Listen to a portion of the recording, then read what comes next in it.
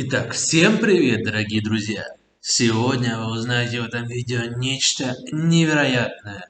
Я думаю, кто в курсе уже знают и наслышан, что совсем скоро заканчивается этап особого рынка, когда биткоин в скором времени приобретет коррекцию и будет, естественно, падать в цене. И все инвестора,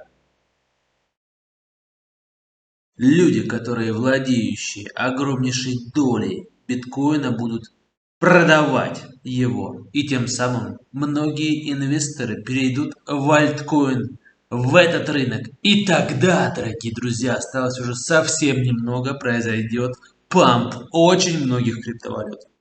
По неким моим ожиданиям, VeChain, XRP,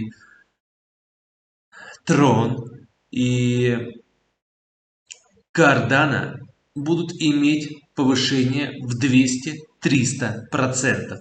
Вы думаете, что это просто детский сад? Я вам скажу, что однако это не так. Если вы хотите упустить этот самый момент, вы можете закрыть это видео и заниматься своими делами дальше. Однако я вам этого делать не советую. Лично я приобрел 5 криптовалют, которые сейчас находятся в топ-10. И уверен на 110%, что в скором времени будет огромнейшее повышение стоимости. Мои вложения в $1000 окупят мои ожидания. Я намерен выйти из рынка, когда уже закончится сезон альткоинов, не менее суммой в $3000. И будет самое великое спущение, когда криптовалюты будут продаваться, падать в цене. И этот срок может занять больше года.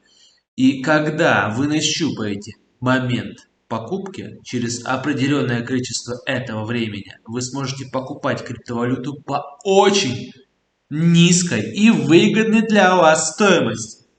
Здесь и состоит стратегия, чтобы на конце медвежьего рынка приобрести криптовалюту, получить эти самые 200-300%, продать ее и переждать. Ни в коем случае на нисходящем тренде я вам не советую входить в рынок. Вы имеете все шансы слить свои заработанные деньги. Поэтому вам для размышления топ-10 криптовалют альткоинов, в том числе и эфириум, который легко, по моим ожиданиям, сможет вырасти до отметки в $6000 уже в этом году. Принимать решения исключительно вам. Ну а теперь пока. До скорых встреч, друзья. Only one man in a million really understands, and it's a tax on people that have had faith in their currency that the government's issued. It's interesting in the United States. The value of the dollar since I was born has declined by 94% to 6 cents. So inflation that they're relatively unfamiliar with or new, and it's just an interesting activity, being a financial regulator and sitting in your chair. So, I mean, when you think about the technology and the challenges that poses, how do you go about the business of identifying and keeping your eye out for the risks, again, not just in or associated with the product, but with the technology itself as it becomes either commoditized or infiltrates the traditional financial marketplace? Well, again, we're for innovation. So really in more mature areas like use of the cloud or artificial intelligence, there continues to be challenges of how regulators look at those things. Does the cloud represent a higher degree of cyber risk? Is artificial intelligence, if you use it, do you perhaps violate concepts of fair lending or disparate impact that are concepts the CFPB has?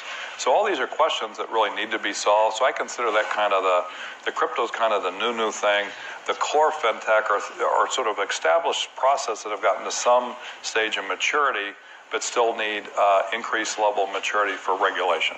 So that's why in that report we kind of separated the two. One, we weren't finished with the digital asset work, so we weren't ready to publish on it. And two, those reports were Treasury recommendations. They weren't interagency, so we did sort of make an effort of triangulating with other regulators, but they were really our thoughts. We had the pen. So that's, so really the excluding digital assets from that report is just a matter of, if that report was a year from now, it would have been integrated. But I do think it's important to look at the nature of fintech, and these are fairly traditional, addressing fairly traditional financial services needs. It's sort of, in some ways, a disruptive marketing technique.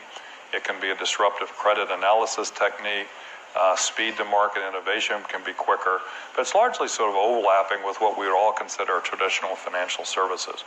Crypto, digital, blockchain technology is like a whole nother step. So I guess the first thing is to get the first phase right, and I think we put out a framework that we're moving forward on. I think on digital, so 3 to 5 years is tricky. If you'd said 30 years, I think I'd give you a more accurate vision. I think 3 to 5 years has a lot of dependencies on, does our economy reopen in the next 6 months? What happens with the presidential election? What happens with China on various immediate issues of national security? So, but what I would say is, if you kind of assume a steady state on all of those things, what I think will happen is 3 to 5 years from now, I think banks will be connecting to blockchains the same way that they connect to SWIFT and ACH and other networks.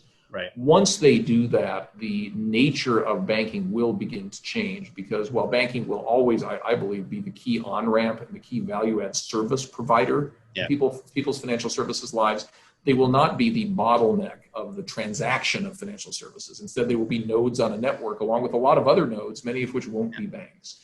And that will really change, I think, and allow banks to focus on what they're best at and what we really need them to do. So I think that will happen for sure.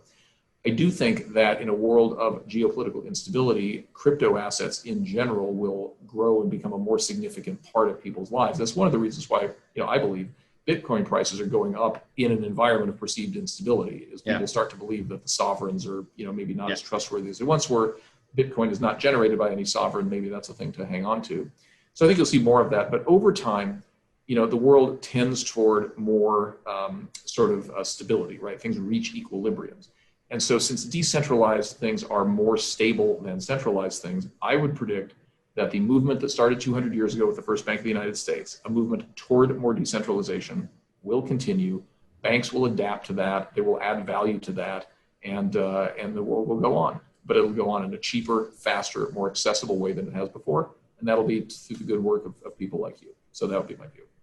It's awesome. The money movement continues.